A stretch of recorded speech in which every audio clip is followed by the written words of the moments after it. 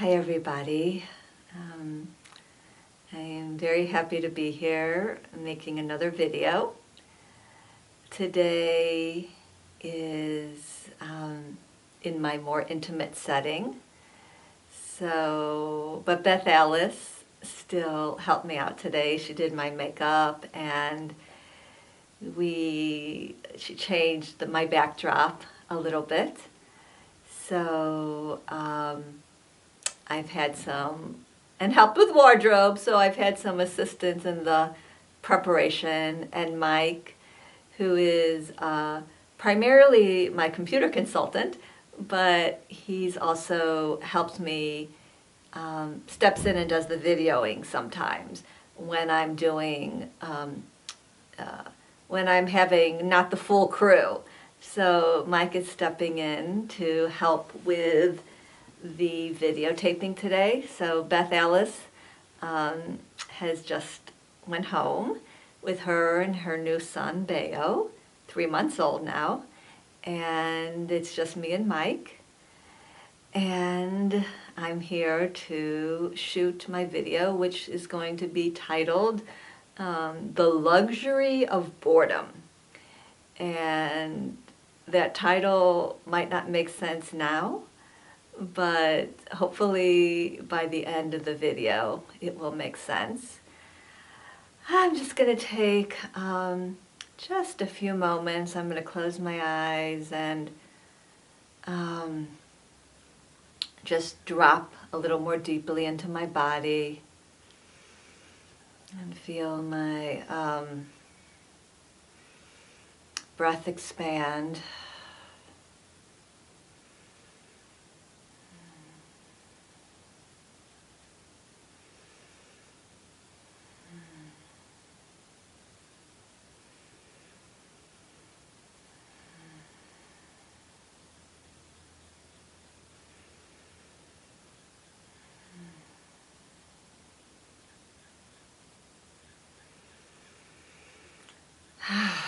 So it's been kind of a whirlwind the last couple of months.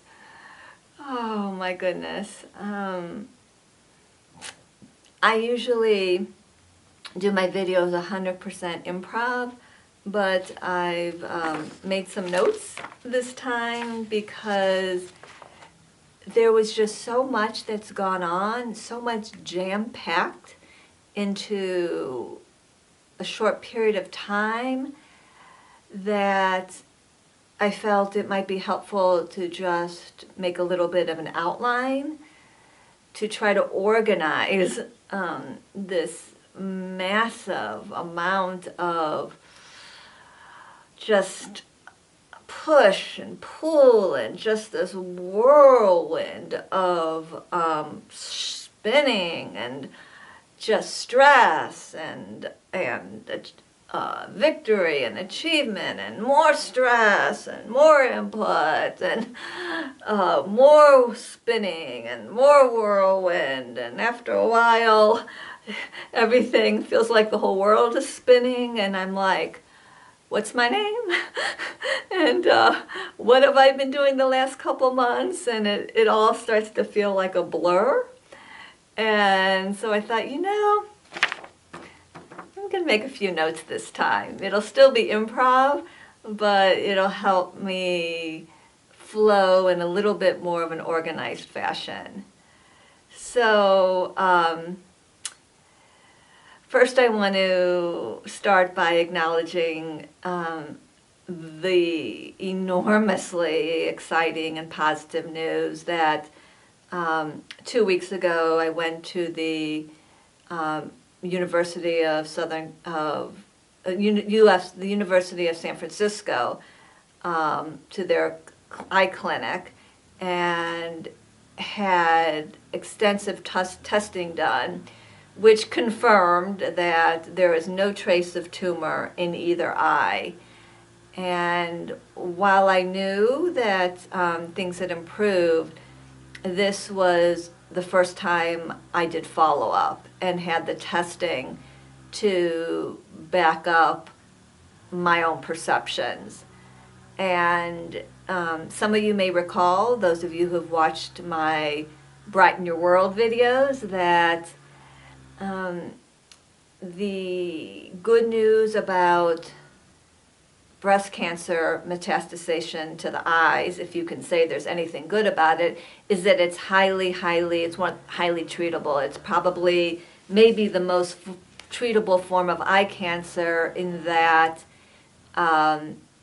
it's treatment responsive to radiation, and the results are almost always permanent. So it was a great joy after 6 months to go in and get the lab tests, not lab tests, the whatever they do, like 3 hours of tests to my eyes. They do like an ultrasound, they do imaging, pictures. I don't know the names of all these tests, but to have the test again confirm my perceptions that treatment was successful. So that was extremely positive news. And wanted to announce that again before delving into the subject of this video, which again is the luxury of boredom. So in order to Mike, can you put me on pause? So I just had Mike turn off the video camera because the people were working on the landscape with all these blowers and making noise, so I had to let everybody know that no noise this afternoon. And so I'm kind of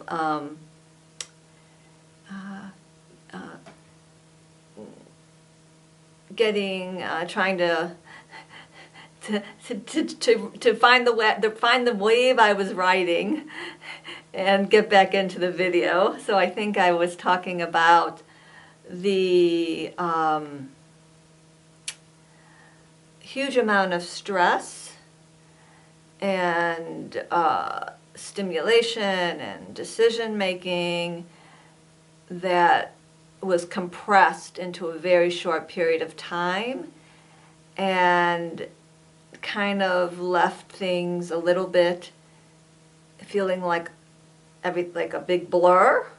And as a result, I decided to take a few notes this time, which again is unlike me, but it will still be very much spontaneous. They'll just be, the notes are just to kind of give me some overall organization, a kind of an umbrella, so that I make sure that I get the points across that I want to get across, and I don't just suck you into my blur, because that's not my intention. So based on that, I'm going to start by discussing a little bit about chemo, like chemo 101, just some basic concepts so that the rest of what happened the last few weeks and months can make sense. Chemo, or at least the chemo that I'm on, works by killing cells that divide quickly, and chemo cells divide quickly. The complication is that there's other cells in the body, healthy cells, that divide quickly. So that would be blood cells and cells in the mouth, cells in the lining of the stomach, and hair follicles. So that's why, since I've been on chemo, I've lost my hair. I have had issues with my blood counts and had some issues with sores in my mouth, and that is the side effects of chemo. So chemo does not distinguish between a cancer cell that divides rapidly and a healthy cell that divides rapidly, so it just kills both. Again, without getting too technical, the white blood cells are responsible for fighting infection. So if they become very low, the doctors consider it very serious because something as simple as a cold can end up killing somebody because the body doesn't have the resource to fight infection. The red blood cells are felt more if you don't have enough red blood cells, then you become anemic, and I feel that more as weakness. If my red blood cell count gets low, I notice my energy gets low. So that is Chemo 101, and the reason I brought it up is because we're going to be talking about how I've been managing the symptoms of chemo. And I started on Xeloda, which was an oral chemo. And I was on that for about 5 or 6 months, and the main symptom, they called it hand-foot syndrome, and the soles of your feet or the palms of your hand swell, they turn red, they can brutally crack, blistering and brutal. And the chemo was effective in reducing my tumor load, but I was also bedridden. So I'm like, okay, this isn't, I can't exactly live, well, it depends how you define life. This is not, my intention is to live purposefully and joyfully, maybe not every day. And it was hard for me to live purposefully and joyfully when I was bedridden.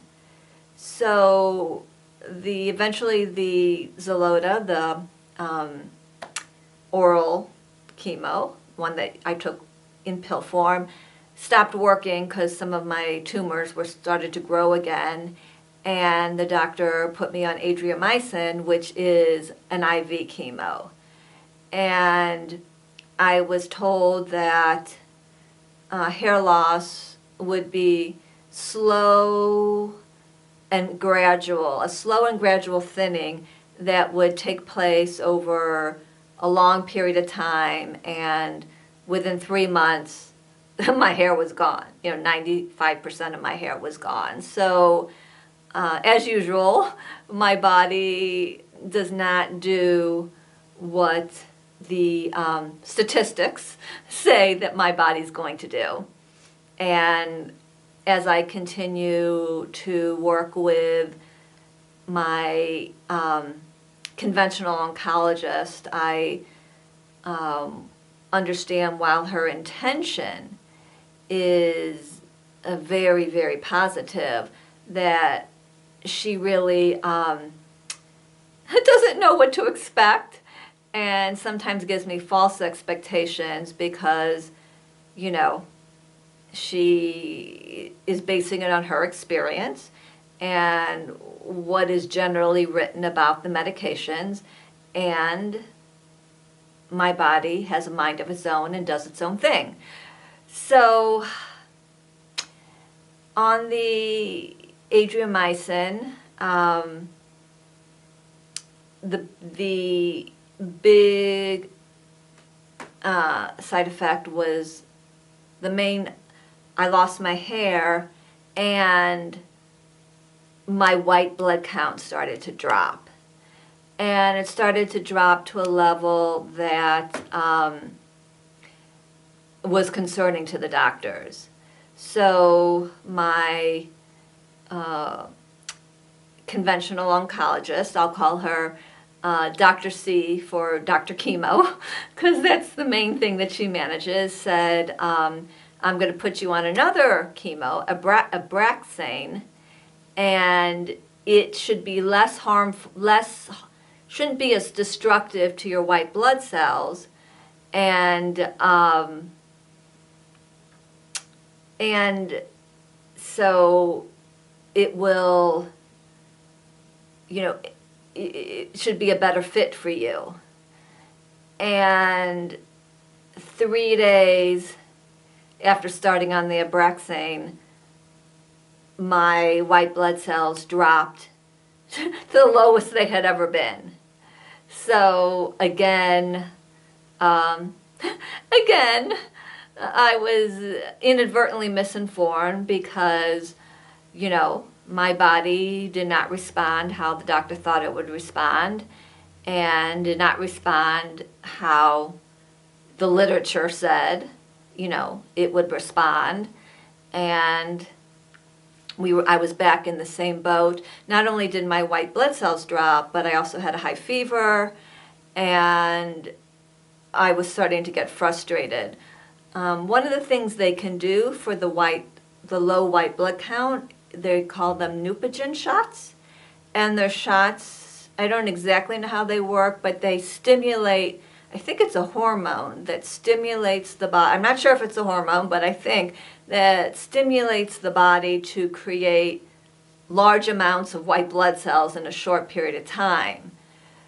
But the problem was, if I go on chemo and my white blood cells drop, you know, like bottom out, then if I have to take the Neupogen shots, they usually take 3 days, and then it's chemo time again, and I usually take a day or two of rest from chemo days, and I'm like, wait, this isn't the plan I signed up for. Can I have another plan, please? Because I'm like, again, if I have doctor's appointments every single day, I'm like, there's no room for life. I'm like, wait a second. So I started to get really frustrated. I started to evaluate if I wanted to continue. You know, I'm just like, excuse me, you know, I didn't sign up for this plan. Where's the line for the other plan? The one where I get to have a life. I want to be in that line.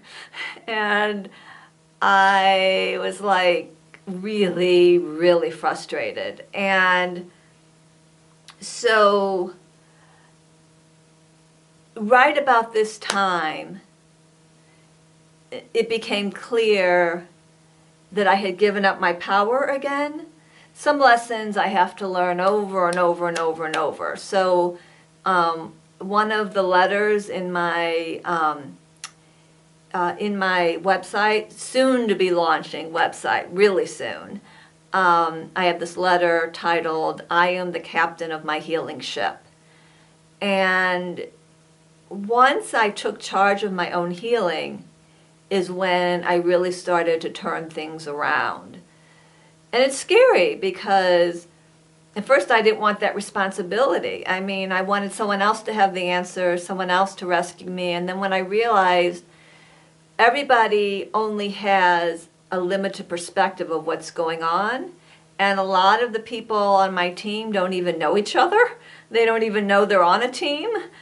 And so I'm the only one with the whole picture. So truly, and I'm the only one who lives in this body. So truly, I have to be in charge if I want to succeed.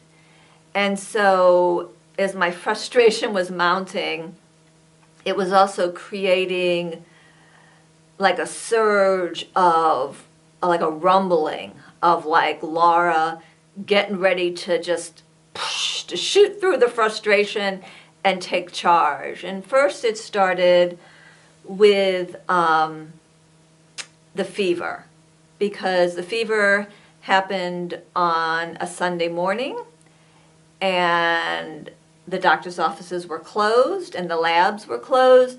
So, and my doctor was, you know, off work, so the doctor on call, I called the office, and the doctor on call called me back, and said, you know, go to the emergency room and get your white blood count tested, and we'll figure out what to do. Because again, they were worried that the fever meant infection. And again, they're very, very, very scared about infection. So it's like 8 in the morning, and I'm like, I don't feel like going to the emergency room. And the very thing that they're afraid of, which is exposing me to germs, they want to send me to a place where I'll be exposed to, you know, it's like airports, hospitals, you know, like put me in one of the 3 highest places to get exposed to germs, and one of them's an emergency room or a hospital in general. And I'm like, then I don't eat as well. It's so stressful, and I just wasn't sure it was necessary. And I called my naturopath oncologist, and we'll call him Dr. N for nature, just at least for this video. He supports the full realm of treatments. I mean, he supports chemo and radiation, and he also supports the more alternative routes. He believes everything has its place, and I'm much more in alignment with his philosophy. But he said the same thing. He said, you know, fever can be the immune system kicking in. It's not necessarily a bad thing, and he was fearful also of me hanging out in an emergency room all day. And so I just said, I'm not going. I said, I'll watch my fever. And I got a bag packed, and I said, I can be ready to go on a moment's notice, but I'm going to listen to me. And what does my body and what does my intuition tell me that I need to do? And it's stay put and do not create a massive load of unnecessary stress by running and spending the entire day in an emergency room. And I monitored my temperature. And, you know, by the next morning, the temperature was gone, and I went to a lab, like a regular open, you know, it was Monday, so the lab was open, and I got the test, and you know, my Dr. C for chemo ordered the Neupogen shots because my blood cells, white blood cells, were very low, and I avoided the emergency room, which was scary because for some reason the conventional oncologist seemed to have a more authoritarian stature, at least in my mind, and so it's always a little scary to not do what the doctor says. The naturopath and alternative doctors can also be extremely dogmatic, but they don't, their opinion doesn't feel quite as authoritative. You know, in our society, there's kind of this, I don't know, it's hard to explain, but I think there's a more of a fear of, to me, for me personally, forget about society, it was harder for me to not listen to something that a conventional oncologist would say than it would be for somebody who was more alternative. I still might have a struggle, but not quite as much fear. But bottom line is, I listened to me, and that was the beginning, just the beginning of me saying, Laura's in charge.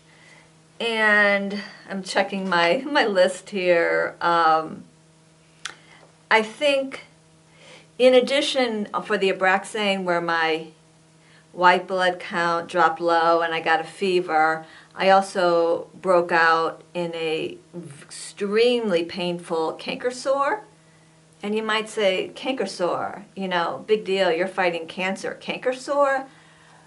This canker sore caused me more pain than anything else in my body. I would joke, like, you know, widespread metastasized cancer is not going to take me down, but a canker sore? Like, I'm going to let a canker sore take me down? But it was so painful. Every meal I was crying because it hurt. It was on the tongue, so anything that I ate hurt. And I was starting to lose weight after all my hard work to stabilize at a healthy weight. And I just was miserable. And even then, I took narcotics for a canker sore. But nothing could touch the pain of this blister on my tongue. And so, and then on top of that, my mom broke her arm. It was this unimaginable amount of stress coming from all directions. So my mom is a big support for me, and now her arm was broken. So obviously there were a lot of limitations. You know, of course my mom breaks her arm, and of course I joke, you know, I make it about me, but it had a very significant impact on me. So here I am, you know, my white blood count is low. On top of that, finally now my white blood count is low, and then finally, on top of that, my red blood count is also dropped. So I'm weak. I have this canker sore on my tongue that's making it difficult to eat. I cry after every single meal. My mom broke her arm, so her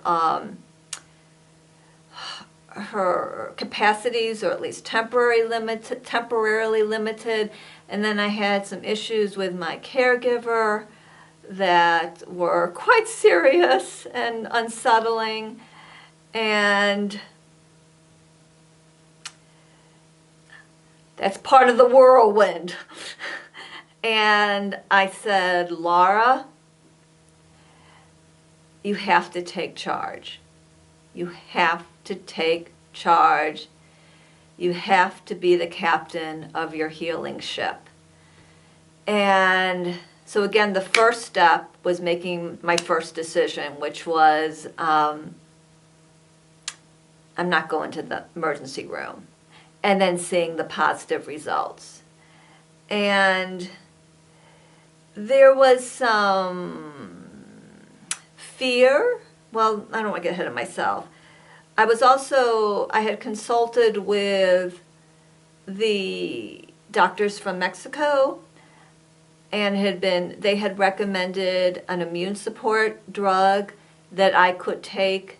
You can't do immune therapy while you're on chemo because immune therapy is made from your own blood cells that are altered and put back in your body, and those cells cannot live in a chemo environment. It's too harsh. The cells will die. So you don't want to go through all the work of immune therapy and have the cells not be able to do their job. But there is some support supplements that you can still take to try to help your immune system while you're going through chemo. And I consulted with the Mexican doctors who oversaw my treatment in Mexico, and I decided to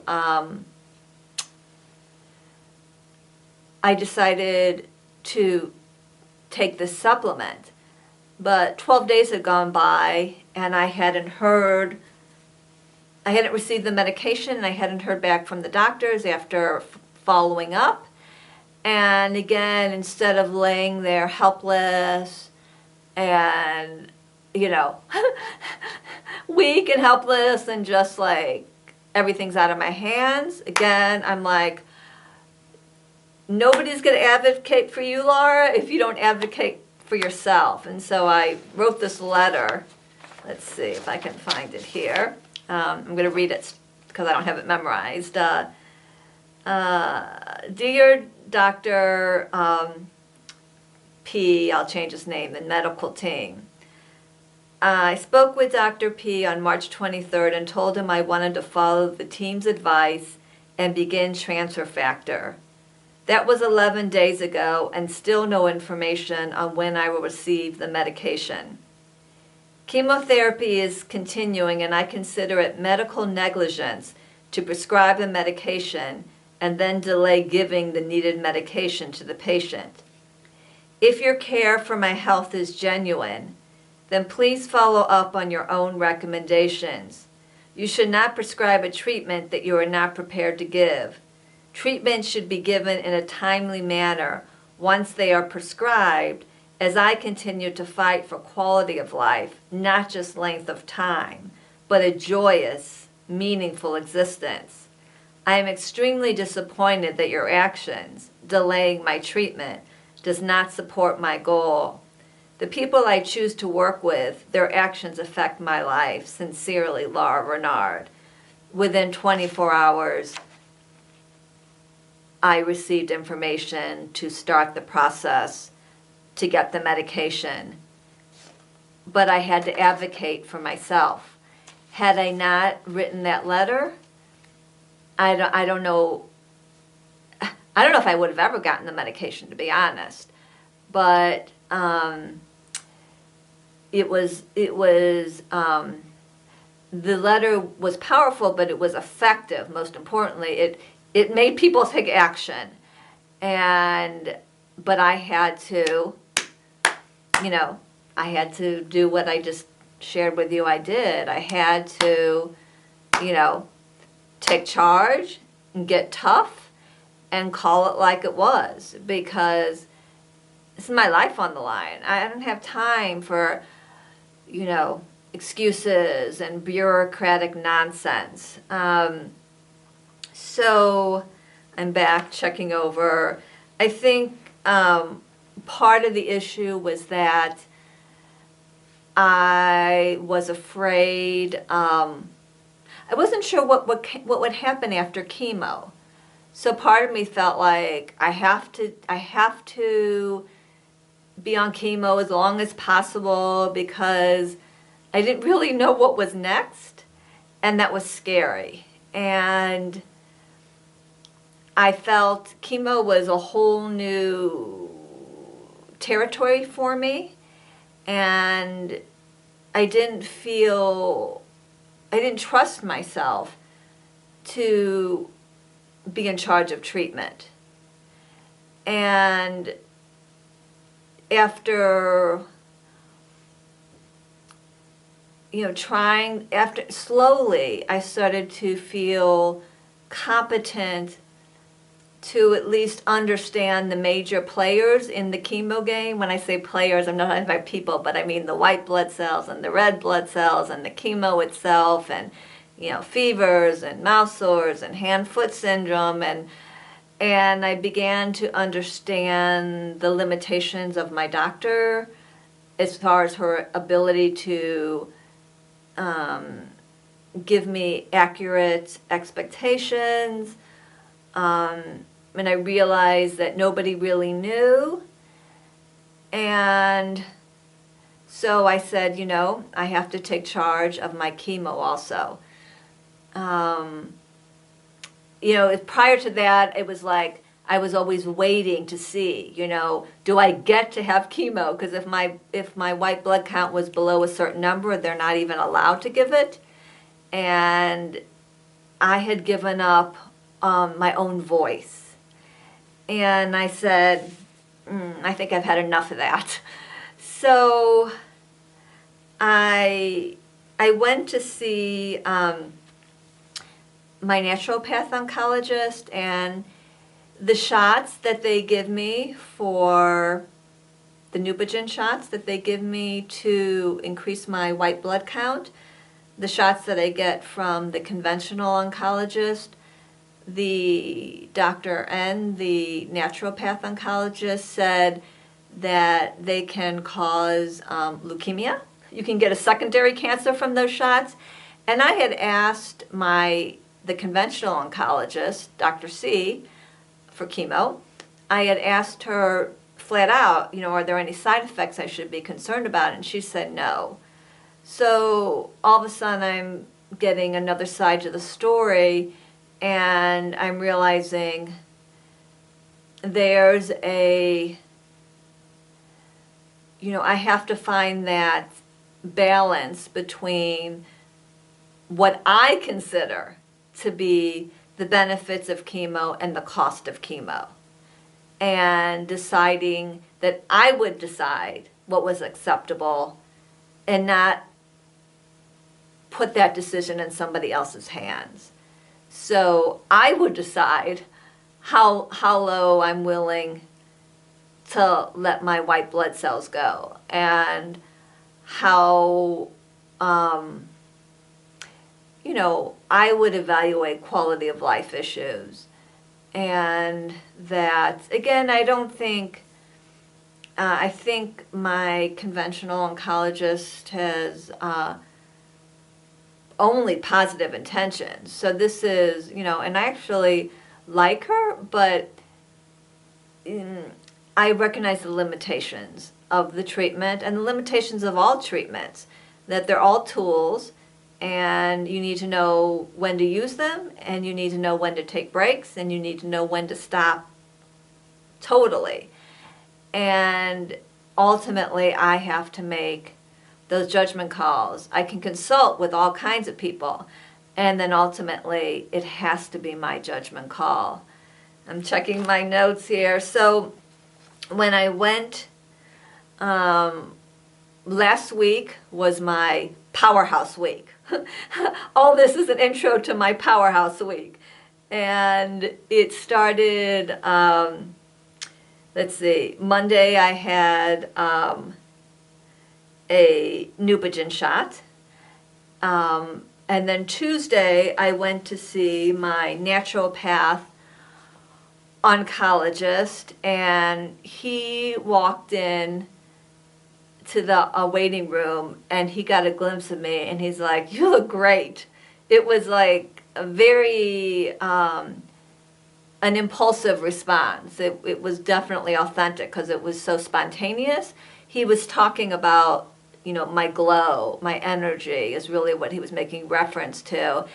And he examined me, and he said, you know, my liver, which is, you know, in this area here, you could feel it in my pubic bone. It had taken over everything. And he said, now, if a medical student was examining my body, they wouldn't be able to detect cancer. He said maybe an astute medical student, and of course the experts, obviously oncologists and people who are trained, you know, he could actually, he felt around, he said, oh, well, I feel a little bit here, but it was,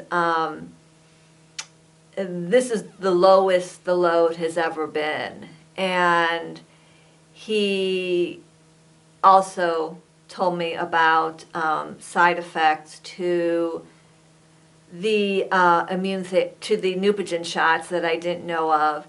But really exciting, he told me about 2 treatments. I don't know anything about them, but there's a reason I'm mentioning them. Copper chelation, and the other is the Rekia protocol. I don't know anything about either of these protocols, but the reason I'm bringing them up was I didn't know there were other options. And these 2 protocols that I just mentioned, they're not chemo. They're not exactly natural. They're probably like somewhere in the middle, but they don't have the effects on the white blood cells that chemo does. They are not as effective on those who have high tumor loads, but now that my tumor load is getting into a more and more manageable state, the exciting news is all of a sudden I'm like, I feel like this door, and it's a little scary, but I can feel like if I open it, like I see all this light, and it's like there's this whole world of options that may be available to me now, that my tumor load is getting more and more manageable. These are options. I mean, I've been so consumed with surviving day to day that the universe only gives me what I need in the moment, because I can barely process that. I mean, it's like enough. But now that I'm getting closer to the time where I might be stopping chemo, when I decide it's time, now all of a sudden other options are starting to come into my consciousness, because it's time, and because these, why tell me about something that's not going to be appropriate for 6 months down the road? You know what I'm saying? I didn't have this information 6 months ago because I wasn't ready. I had to deal with what the treatments I was doing 6 months ago. But now we're getting close to, now I'm evaluating, I'm watching closely for when I want to stop the chemo. And I was afraid to make that decision because I didn't even know that there were other options. And I'm just going to take a quick sip of water. Thank you.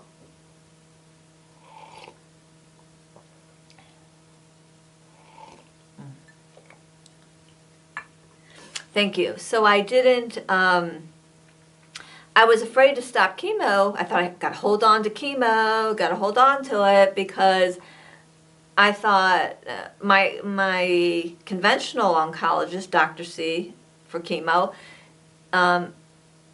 she didn't have a plan. She's like, well, when you're done chemo, we'll put you on some hormone therapy, and, her plan is chemo, as long as I can, in any way that she can get the chemo in me, and then try to maintain it as best we can with hormone, with traditional, I'm blocking the name of it now, but just the traditional hormone drugs that are given for hormone-sensitive cancers.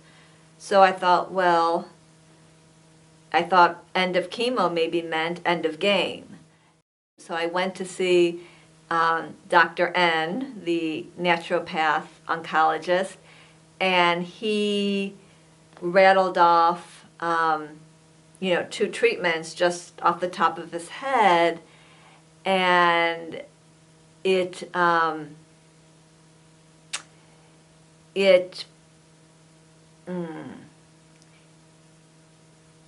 felt like my whole world opened up, and I no longer had to be scared. And I knew that this was only the beginning of the options that I might become aware of as potential choices for me to make. So I'm looking at my list again. So back to my week, my unbelievable week. So Monday was Neupogen shot. Tuesday I go see Dr. N, the naturopath doctor, and get the amazing report. He hugged me and said, that I was a miracle, and got a taste of some of the alternatives that might be available to me when I decide I've had chemo has run its course, I'm done with it, and can give thanks to the chemo also when we part ways. And also him giving me some information about some potentially serious side effects of Neupogen, like causing a secondary cancer such as leukemia. And that was really, on top of that, because it's even more excited, I'm kind of scared of needles, and so you can imagine how much blood has been drawn from this arm, and I always turn away and I let them do their stuff, and I go in once a month to Dr. N, the naturopath, because he gives me vitamin B shots that are supposed to be helpful with the red blood cells. So the red are for energy so you're not anemic, and the white, again, are the white blood cells are to fight infection. But my red blood cells had been high for like 7 or 8 months, and the adriamycin, the IV chemo, really hit not just my white blood cells, but it also lowered my red blood cells. And vitamin B is supposed to help. The body needs that vitamin to make red blood cells. So Dr. N usually gives me a shot once a month of the red blood of vitamin B.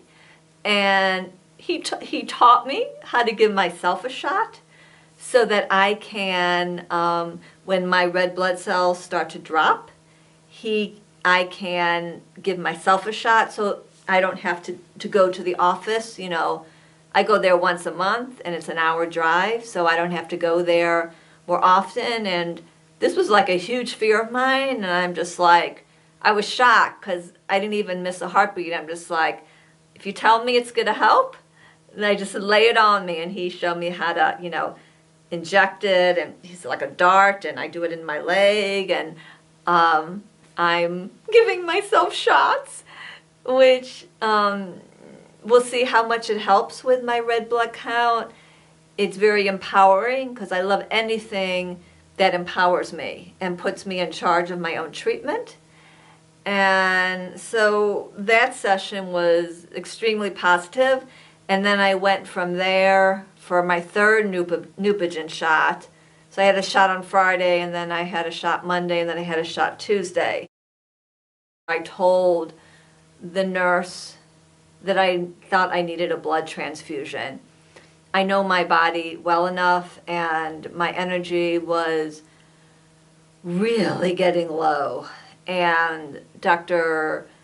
N, the naturopath oncologist, had said my heart was racing a little bit, which happens when circulation gets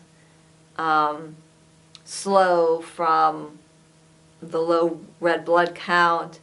And it's just so funny because I talked to this nurse, and we'll just call her Betty, and I'm like, Betty, I think, she's like, oh, your red blood count's low. I said, I know. I said, I think it's time for a blood transfusion. And she's like, I call it pass the fear. There's a lot of fear in these offices. Pass the fear. And I'm like, no, thank you. I think I'll pass on the fear. You can send it someplace else. I think I don't want it. But anyway, she's like, well, you know, after she told me how low it was, she's like, well, you know, I wouldn't, you know, you have to take this very seriously, and if you don't really need one, I wouldn't get it, and there's risks involved. And she's going on, again, you know, passing the fear. And I'm starting to take it in because I'm having to watch this phenomena in order to not play into it. And then after she went on about the risk and how scary it was, she says, yes, but I'm not really, this is not really my area. I'm not really that knowledgeable in this area. It's the other department that handles the blood transfusions. And I'm just like, my head was spinning because she was like in her panic mode. And, you know, of all the bad things. And then she says, but I don't really know much about this anyway. And I'm thinking, as my head's spinning, like, oh, why did I have to listen to all that? And again, I just kept my determination, and I said, I want a blood transfusion. Please make sure that Dr. C, the conventional oncologist, gets that info. And, you know, within a half hour, the blood transfusion was scheduled. So that was Tuesday. And Wednesday I had to go in and they had to match my blood to, it's called a cross and, what do they call it? Cross, they had to type and cross my blood so that they could pull the right blood from the blood bank. And Thursday, and then Wednesday after I had my blood, sent to the blood bank, I had an appointment with the doctor from Mexico I finally got the medication in for my immune support, and we were just having an appointment for him to tell me the dosage. And, I'm like, I couldn't get a explanation to what this drug was. It was an explanation that was simple enough for me to understand. And that was it. I was crying on the phone to the doctor because the frustration of what I'm trying to wrap my brain around it is just, it's really quite incredible. So I cried and got off the phone with the doctor from Mexico. That was still on Wednesday. So I'm just going to repeat this. So Monday is Neupogen shot. Tuesday is seeing my naturopath oncologist and another Neupogen shot. Wednesday is getting blood drawn so that they can send it to the blood bank to get me the correct blood.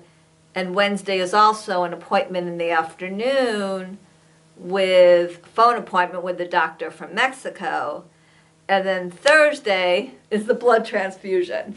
And then that story gets really funny too. I mean, I choose to find some things funny. So, I have to be at the blood. My appointment's at 8 o'clock. I have to be at the hospital at 7:30, the outpatient hospital, but still the hospital. And I get there at 7:30 and we check in and we get me there. And because it's blood transfusion, they can't use a thin needle. So they have to use a thicker needle. And I have kind of small veins. So they put the needle in and they wiggle it and it's hurting and they can't get it in. So then they take another needle and they wiggle it and I'm like, talking to myself, calm, relax, talking calm to my veins, saying, accept the needle's here to help you, and the needle goes in.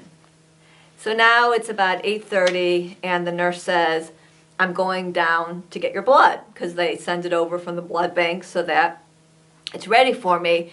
And the nurse comes back up and she says to me, the last time you had your blood count checked was a week ago, and the doctor says you may not need it now.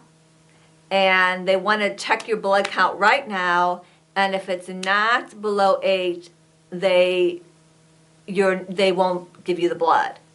So here I am, like I had to jump through all these hoops to get the blood transfusion ordered, and I'm at the hospital. I'm making all these arrangements to get taken to the hospital. It's early in the morning. I've gotten up early. I actually, I don't know, I think I might have even rebounded before I even got to the hospital. They struggling to get needles in me. First one doesn't work, second one works. And then they tell me, well, you may not be able to do it today. Because if they don't do it today, I'm going to be in a week. I'm going to be in. I mean, I know I need it. And so they draw blood, and I have to wait 20 minutes, and I'm thinking, breathe. I was actually really impressed because I don't know how I kept from blowing a fuse. I just was like, relax, track your breath.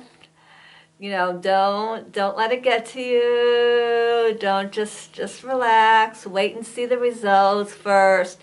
and I needed it to be below 8, and I hear the nurse scream, 7.7! I'm like, it's not that I wanted a low blood count, but I knew I was borderline. It's kind of requirements. They are trying to, they're monitoring the blood banks very closely now, and part of it's finances, part of it's wanting to make sure that, you know, that the blood is only used when it's really needed to be used. But, you know, I'm not playing games here. I mean, this is like serious business. And so I was not happy that my blood count was low, but I knew I was borderline for their requirements, whatever they come up with. But I knew I needed it. So I was just glad that I was able to complete the blood transfusion, which happened on Thursday, and then Friday was chemo. So that was last week. That was like, I took charge. The week before last, none of these appointments were on the book. And it's like, the end of the prior week, I said, I'm taking charge. I'm deciding what I need, and I'm making it happen. And within a few hours, the whole schedule, I mean, it's really amazing that with all these different people, that it all fit into 1 week. And I'm going to repeat it. So, Monday, Neupogen shot. Tuesday, naturopath oncologist, which is about an hour away, and then Neupogen shot, which is in the complete other direction at the conventional oncologist's office. Wednesday, getting my blood, the type, and sending it to the blood bank so my blood could be ready for the blood transfusion. And then also on Wednesday, consulting with the doctor from Mexico in a phone consultation. Thursday, blood transfusion. And Friday, chemo, and today's Monday. This is the Monday after that week. I mean, you would never in a million years, I don't think, I'm looking at myself in the, what do they call it? Well, the screen, I can see myself, and I'm just like, after I just rattled off that week, who would have believed that I went through all of that last week? But I made every single one of those things happen because, like I said, the week prior, none of those things were in the book. And I woke up and I'm like, I'm taking care of myself. This is what needs to be done to take care of myself. And it's going to happen, period. And it did. So, woo! I have no doubt that there are many more things that happened that I've omitted because there was just so much stress that it just, I think for survival, the brain just spits some of it out. It just can't remember all of it because there's just not enough room.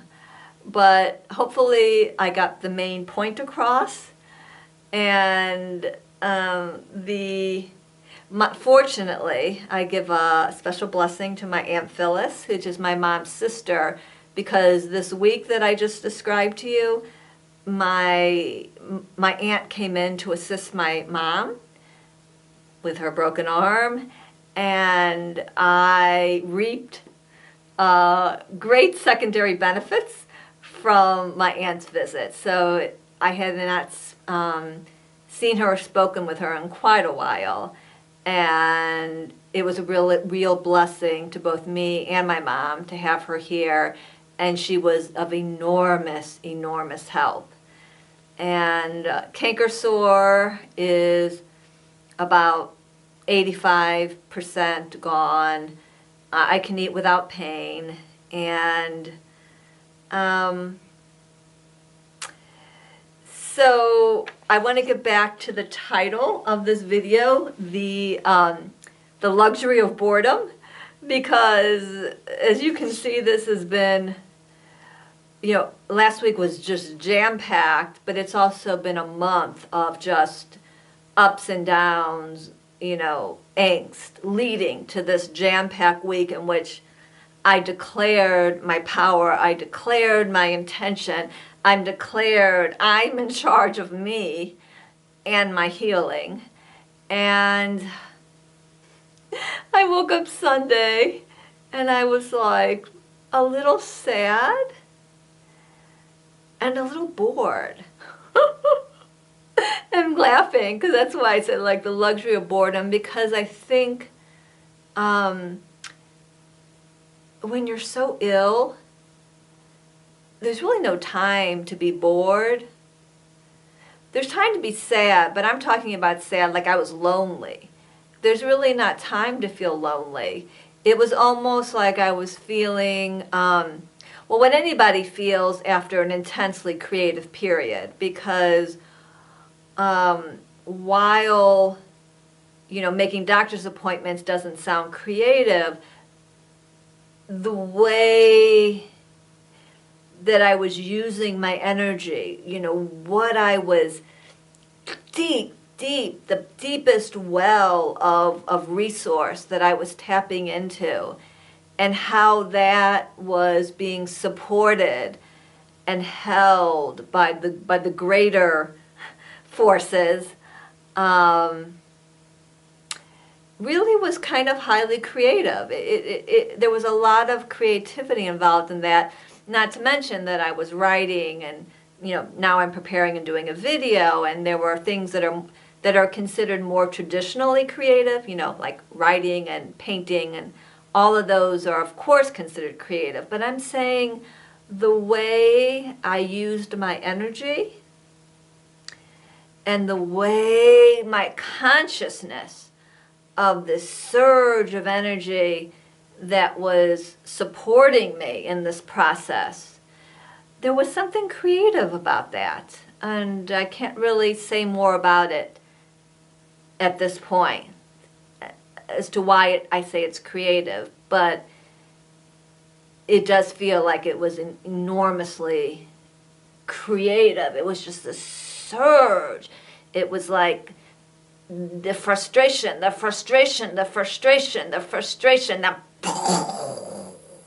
like you struck oil, or like there was some geyser or something that kind of, there's the tension and the tension and the tension and the tension, and then everything reshaping and flowing and taking form, and me saying, I'm in charge, I'm in charge, I'm in charge. And so, so to be bored is clearly a luxury. It's like bored.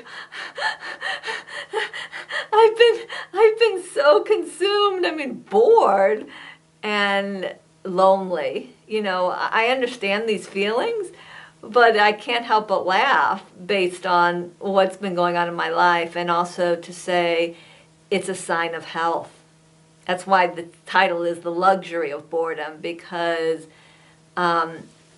when you're in so much pain and so sick, there's no time for boredom. There really isn't even time for loneliness. There's only time for survival from moment to moment. And there's a little bit of fear, when everything settles, because there's just so many unknowns. And yet,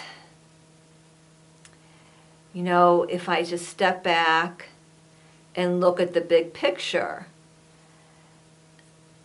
there's so much evidence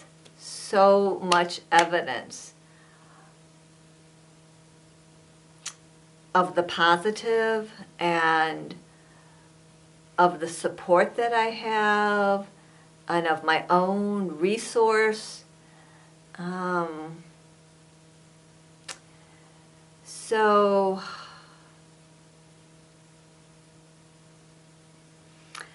I think I'm reaching a concluding point in this video. I'm going to take a little sip of water.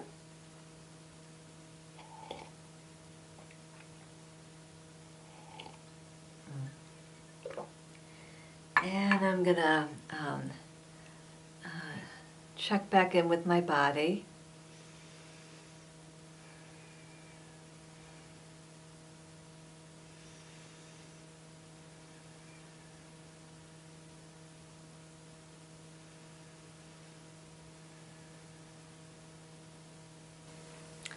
It's interesting, as I'm checking in, I'm most aware of the fear.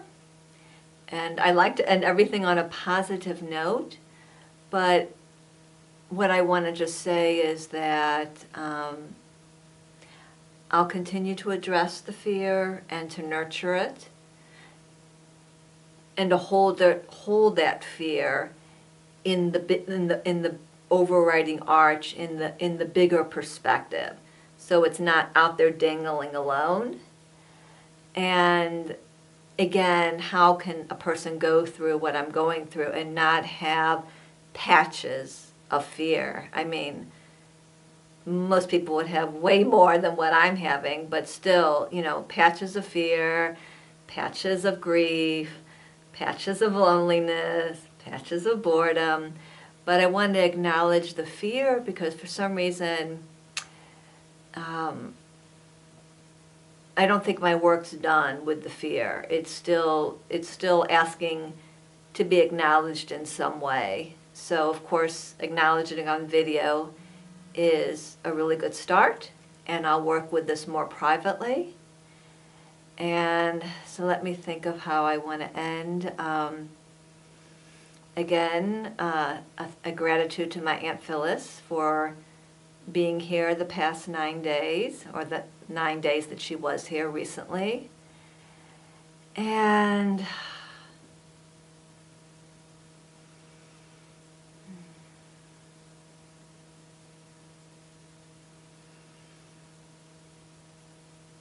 of course to my family, my inner circle. I had to pop my eyes open for that.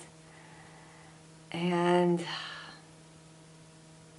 to the resources that don't have tangible form.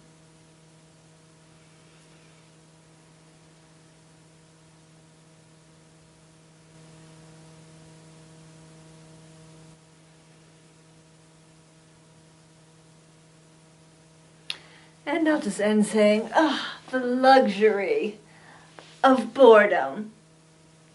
Thank you.